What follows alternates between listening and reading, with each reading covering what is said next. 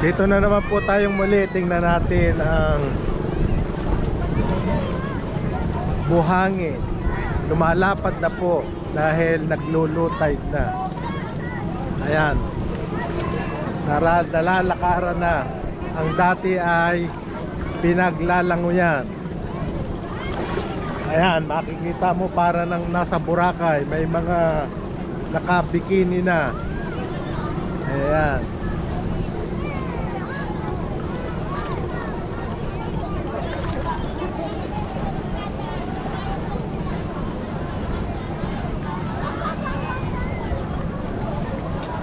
Dinarayo ito dahil sa pagpunta mo rito ay kaunting kagastusan lamang, ngunit punong-puno ng kasiyahan. Ayan, nag-i-enjoy sila.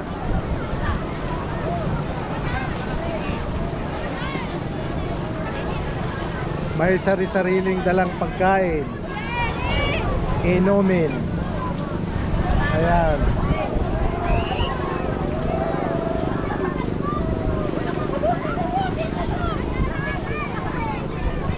By the way, ngayon po pala ay Biyernes Santo, kaya ang daming bakasyonista.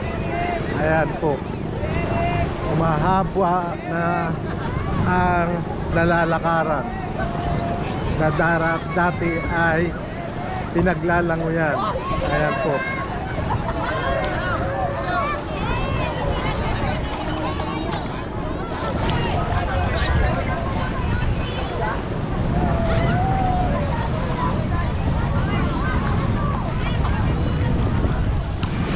Dumarami na ng dumarami ang mga pumaparito sa islang ito. Ayan.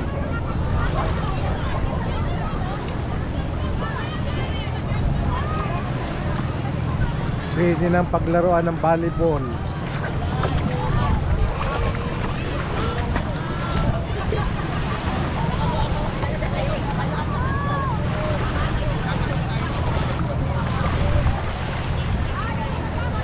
Ito daw pong pork na ito ay ma-enjoy mo sa mahigit 4 na oras na malalakaran. Oh, shut up.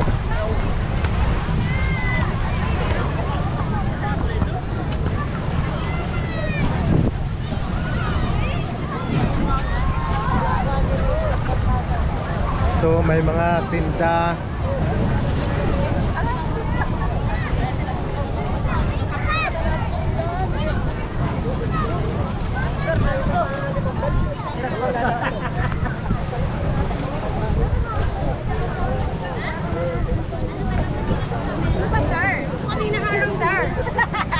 Kumusta kayo, kaibigan? Ay, nakita mo sila dyan. Ayun po, ayun po. Ah, thank you. Ay, nakakata. Hindi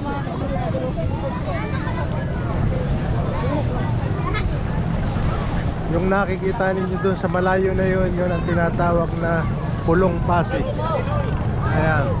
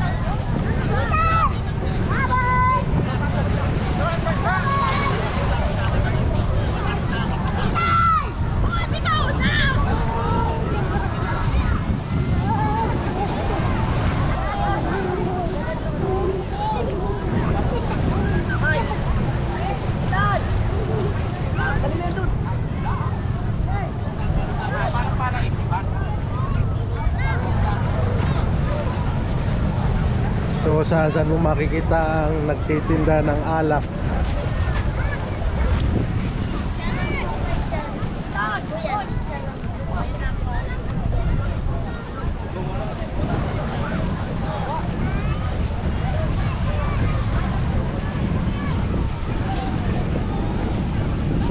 Ang haba. Sa kalkulasyon ko ito ay mahigit 3 kilometro hanggang 5 kilometro ang haba, na makikita mo ang buhangin o malalakaran mo ito pag lutay.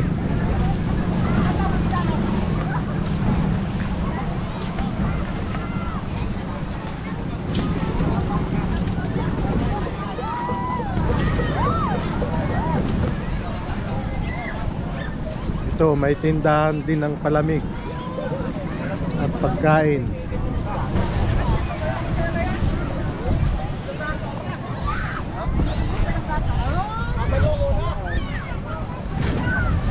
Oh, kita mo, nasa ibabaw na ng buhangin ang bangkang ito.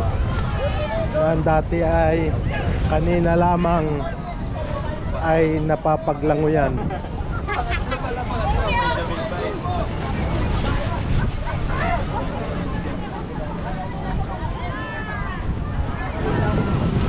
Ayan.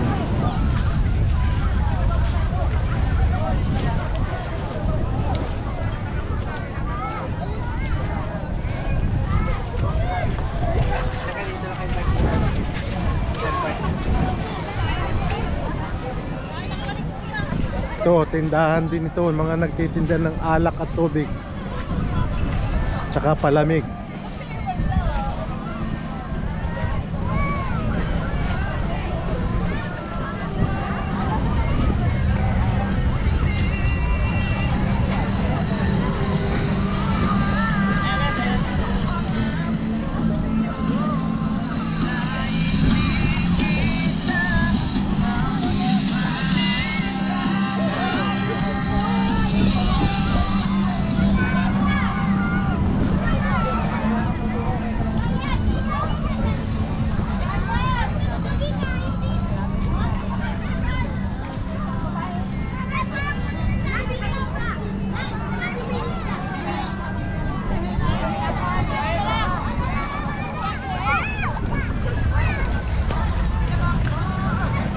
Ito pala ay almost umabot na, itong nalalakarang itong buhangin ay almost umabot na sa Pulong Pasig. Ayan.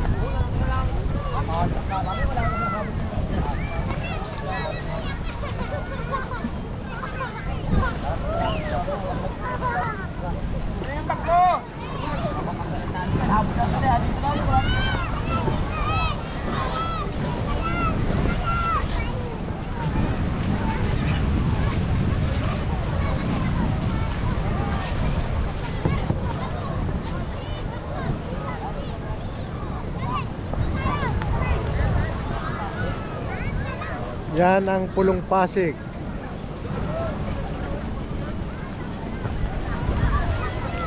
Yan naman ang tinatawag na Pangahoy, ang Santo Anghel dito sa Calawag, Quezon.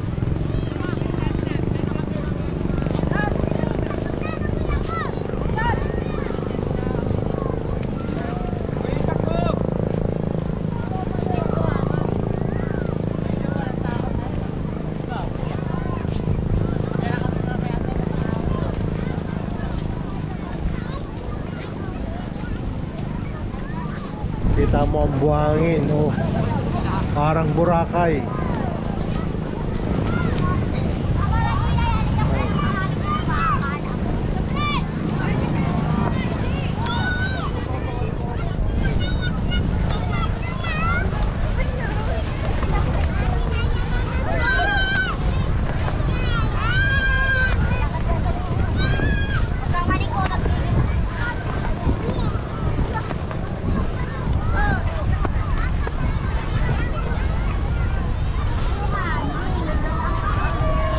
Kung kailangan mong enjoyment at kulang ka sa pinansyal, dito ay mag-i-enjoy ka na.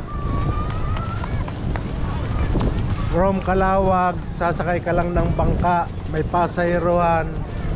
O from Calawag, mayroong kalsada na putol-putol ang simento pero napapagtiyagaan. Dadaan ka ng Lagay at iba pang barangay hanggang sa Pangahoy. Para pag nasa Pangahoy ka na, in 5 to 10 minutes mararating mo ang islang ito, sakay ng bangka o balsa.